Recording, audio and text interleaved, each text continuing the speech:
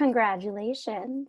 In just a few more days, you will all officially be graduated high school seniors. I did not quite imagine that I would be saying my goodbye to you all this way. I was excited to sign you out and to help celebrate all of these special milestones with you, to see you at prom and shake your hand at graduation, take pictures and celebrate all of the amazing things that you did these past 4 years and all of the amazing things that I know that you are going to do in the future. Unfortunately, things are a little different, and I'm sitting downstairs in my den, and you are at home watching this, what I have recorded here for you. We are in a different place in the world than we thought we would be when we first started this course back in February. And while it has taken a little bit of a different turn than we thought it would, I know that each of you is going to be stronger for it and are going to grow and learn from this situation, not only as students, but as individuals, as people, as citizens of the world. And so, to end our very last week of distance learning, I am going to show you the very last few slides, and we are going to talk about 2020, the world that we are in now. So I'm going to screen share with you. I'm going to show you those. It's just 3 slides, 3 short slides. And then I am going to have you do one last assignment for me. And it is just going to be to respond to a question about where this journey over the past few months, where it took you, where it has brought you, and how you are responding to it and using it to take you to brand new places. So let's get this screen shared.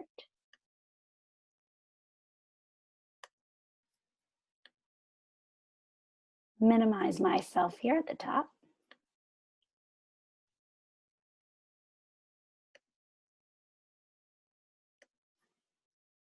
And here we go. So you may or may not remember, if you stretch your brain all the way back to January, it's been a very long 5 months. But on January 3rd, 2020, the United States assassinated an Iranian general. His name was Qasem Soleimani, and we assassinated him with an airstrike in Iraq. Soleimani was the second most powerful person in Iran. He was the head of the Iranian Revolutionary Guards Quds Force. And being the head of that made him very, very powerful. So by assassinating him, by killing him, the United States very steeply, very sharply escalated the decades-old tension between the two countries.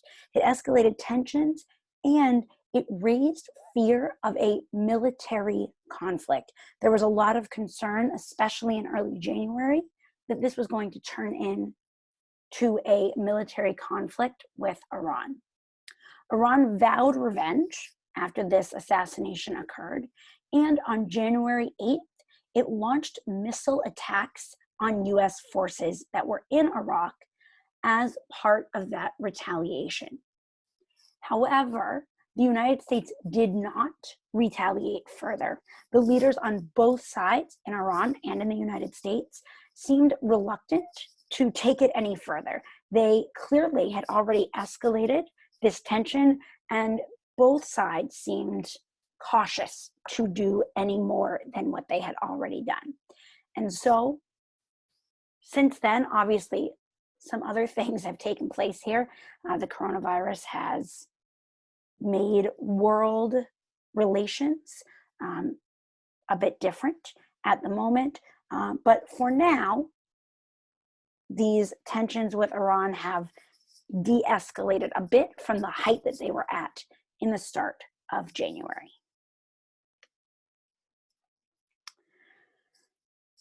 Last September, in September 2019, wildfires began in Australia. They began in September 2019, and they did not end until this past March in 2020. So they went on for 6 months and altogether killed 34 people. Thousands of homes and millions of acres were destroyed, and wildlife was hit especially hard. It is estimated that over 1 billion animals were killed, and that included birds, reptiles, mammals, thousands of koalas. More than 24 million acres of land burned down. Thousands of homes, when I say thousands, we're talking almost 3,000 homes were burned. And scientists are very concerned about the long-term damage to not just the physical land, but to the ecosystems that were in these areas. This is very much a symptom of global warming. It started during a record-breaking heat wave, and it got out of control, and it was unable to be stopped until that very last fire was put out in March. There were a lot of concerns over the government response, the Australian government response. When this happened, a lot of the Australian citizens were very angry about how the response was undertaken by their government, and it took what many felt was too long for the government to respond to it more seriously. They did eventually do that, and like I said, the last fire was put out in March 2020. At this point, Australian firefighters, Australian scientists, the Australian government, they are working together to prepare for next year's wildfire season in hopes that they can do preventative work to stop wildfires before they happen. And finally, last but not least, the global pandemic that has become our entire world. In January of 2020, a new disease known as COVID-19 slowly began to spread around the world. It was first identified in December of 2019, but it quickly spread from there. As of today, being May 25th, that I am talking to, but it'll be May 26th at least when you see this. But as of today, there are almost 5.5 million cases around the world, and nearly 350,000 people have died.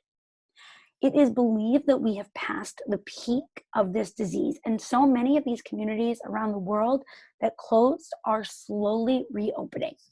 Here in the United States, states are following their own individual plans for reopening, following some guidelines from the WHO, the World Health Organization, and the CDC, the Center for Disease Control. We have been living in this global pandemic world for the last 2 months. Our last day of school was March 13th, 2020. And of course, you have experienced this, you have lived through this history firsthand.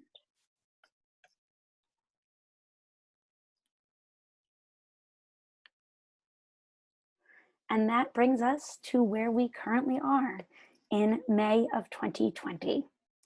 It has been my pleasure to teach every single one of you. I have loved getting to know each of you, getting to reconnect with those of you that I had as freshmen, and getting to form new relationships with you as I got to meet some of you as seniors when you first came into my class.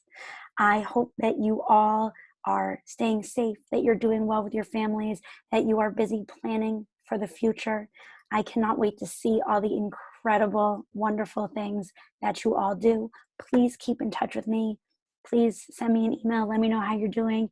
And once it's safe and we're all back at school, please don't hesitate to come stop by and visit. I'll be there smiling at you in the morning in D325.